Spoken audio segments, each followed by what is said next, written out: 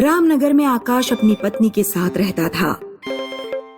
आकाश motorcycle का mechanic था।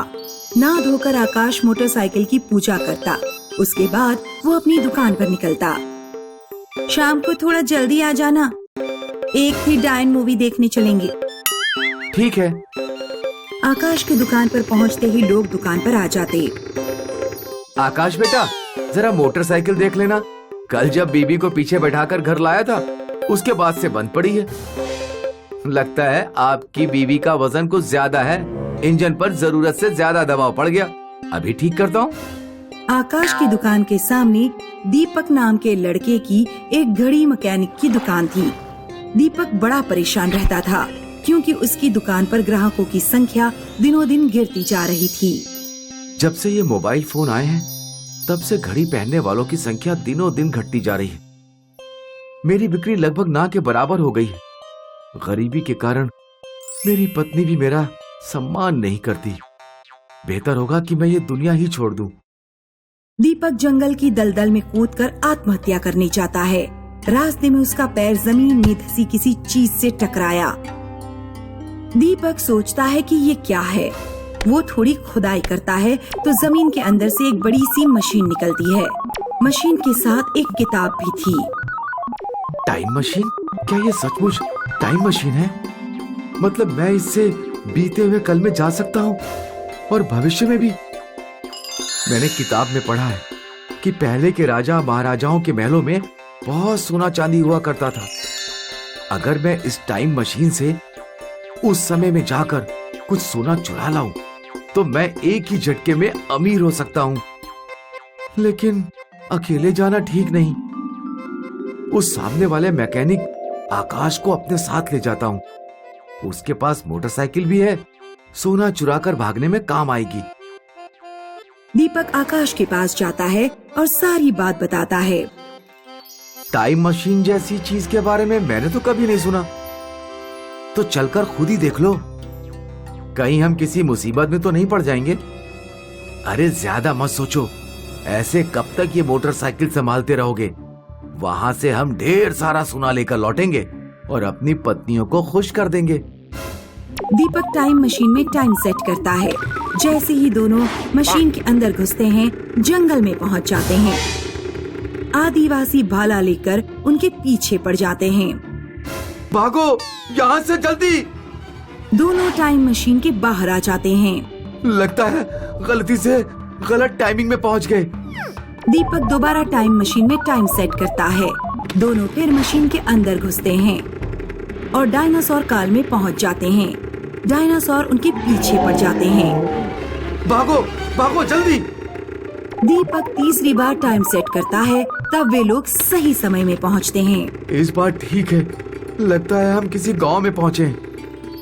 दीपक एक आदमी से पूछता है, अंकल जी, राजमहल किस तरफ है? श्रीमान, राजमहल यहाँ से बस 10 किलोमीटर दूर सामने की तरफ है। लेकिन आप ये किस चीज पर बैठे हैं? इसे मोटरसाइकिल कहते हैं।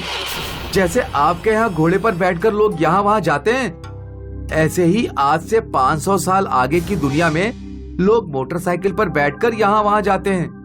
वे दोनों आगे जाते हैं तो देखते हैं कि एक लड़की नदी में डूब रही है। दीपक और आकाश मोटरसाइकिल से उतरकर तुरंत उसे बचाते हैं। आपका बहुत बहुत शुक्रिया। क्या आप हमें बता सकती हैं कि राजमहल कितनी दूर है? बस यहाँ से 2 किलोमीटर दूर। क्या आपको राजमहल में कोई काम है? नहीं, बस ऐसे ही। दीपक और आकाश राजमहल के पास पहुँचते हैं। यहाँ तो पहरेदार खड़े हैं, हम अंदर कैसे जाएंगे? मैं इंतजाम करके लाया हूँ।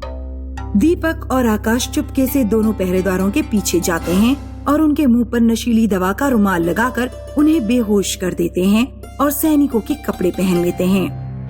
सैनिकों के कपड़े पहनकर दोनों राजमहल के अंदर घुसते हैं और खजाने वाला कमरा ढूंढते हैं। कुछ देर ढूंढने के बाद उन्हें खजाने वाला कमरा मिल जाता है। वे उसका ताला तोड़कर अंदर घुसते हैं और खूब सारा खजाना टोकरी में भरकर बाहर ले जाने लगते हैं। तब तक उन पहरेदारों को होश आ जाता है जिन्हें आकाश और दीपक ने बेहोश किया था। अरे, हमारे कपड़े कहाँ गए? तभी पहरेदार देखते हैं कि आकाश और दीपक अपने सर पर खजाना लेकर आ रहे हैं। पहरेदार उन दोनों को पकड़ लेते हैं। आकाश और दीपक उनकी मोटरसाइकिल को राजा के सामने पेश करते हैं।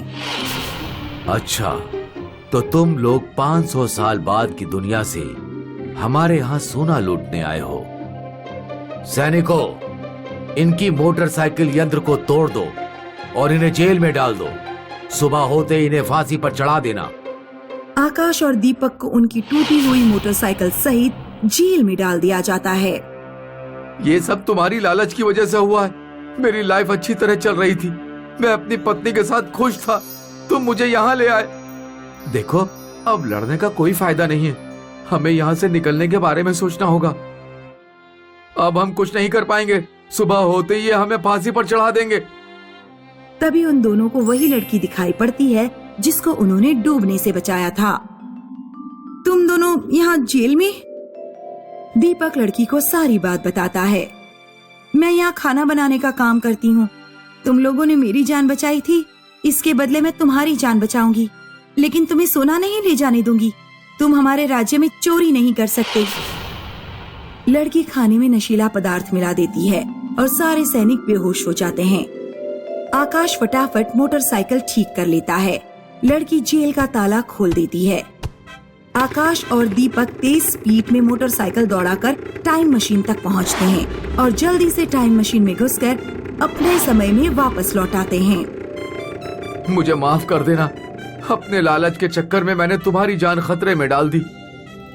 तुम्हारी दुकान मोबाइल की वजह से नहीं चल रही है, तो तुम्हें मोबाइल का मैकेनिक बनना चाहिए। आकाश दीपक को कुछ पैसे उधार देता है और दीपक मोबाइल रिपेयरिंग सीखकर मोबाइल मैकेनिक बन जाता है।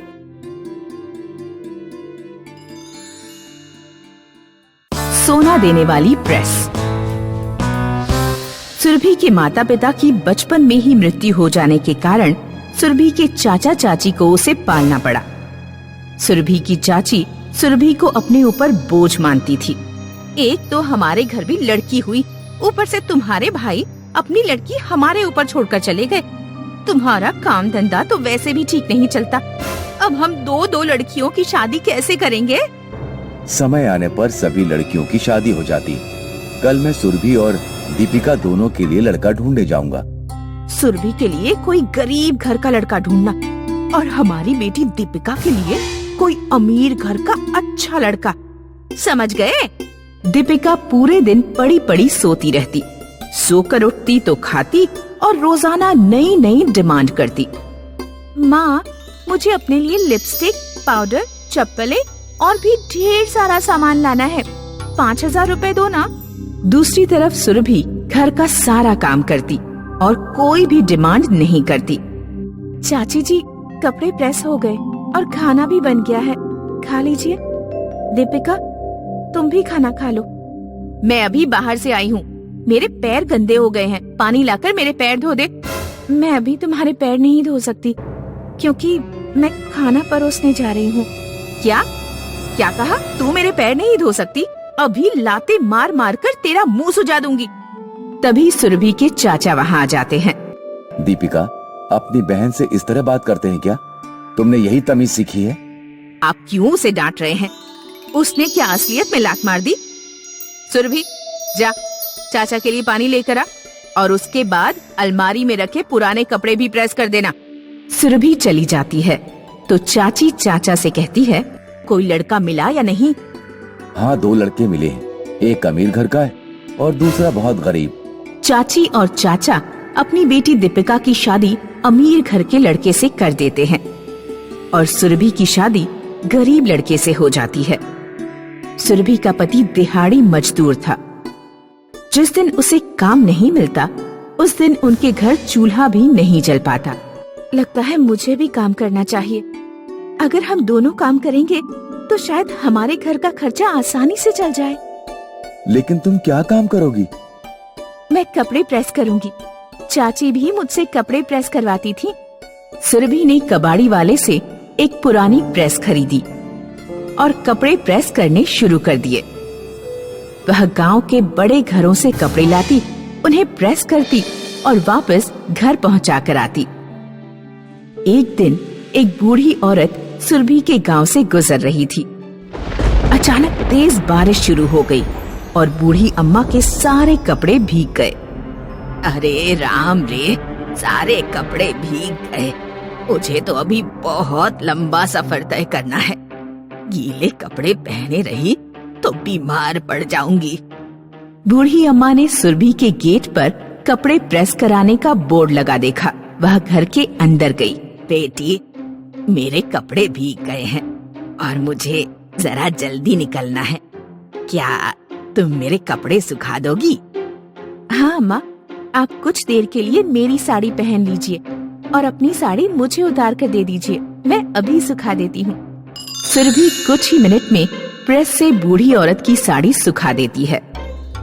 बेटिया, मेरे पास तुम्हें देने के लिए पैसे नहीं हैं। कोई बात नहीं अम्मा, आप तो मेरी माँ समान हैं। बूढ़ी औरत सुरभि को अपना आशीर्वाद और दुआएं देकर चली जाती है। अगले दिन सुरभि ने कपड़ों पर प्रेस रखी तो कपड़ा सोने का बन गया। अरे ये क्या हो गया? ये कपड़ा तो सोने का बन गया। सुरभि ने फिर दूसरे कपड़ों पर भी प्रेस रखकर देखी। जिस भी कपड़े पर प्रेस रखी जाती, कपड़ा सोने का बन जाता।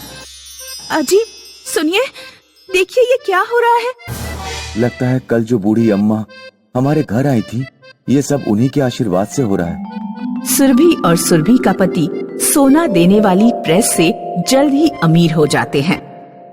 उधर सुरभि के चाचा का बिजनेस में बहुत बड़ा नुकसान हो जाता है। उनका घर नीलाम होने वाला था।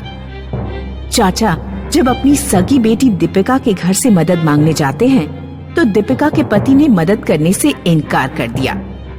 सुरभि को जब यह बात पता लगी कि चाचा का घर नीलाम होने वाला है तो उसने वह घर खरीद लिया और चाचा चाची के पास जाकर बोली, चाचा, आपका घर आपसे कोई नहीं छीन सकता। ये लीजिए आपके घर की चाबी। दीपिका और उसके पति ने हमारी कोई मदद नहीं की और सुरभि, तुमने हमें हमारा घर वापस दिलाया। हमने तुम्हारे साथ इतना बुरा व्यवहार किया था, फिर भी तुमने अपने अच्छे व्यवहार को नहीं छोड़ा। हमें माफ कर देना बेटा। माफी मांगने की जरूरत नहीं है चाची। मैंने आप दोनों को ही अपना माता पिता माना, इसलिए मुसीबत के समय मैं आपकी मदद नहीं करूंगी तो कौन करेगा। चाची सुरभि को अपनी असली बेटी से भी ज्यादा प्यार करने लगी और इस तरह वे लोग खुशहाल जीवन बिताने लगे।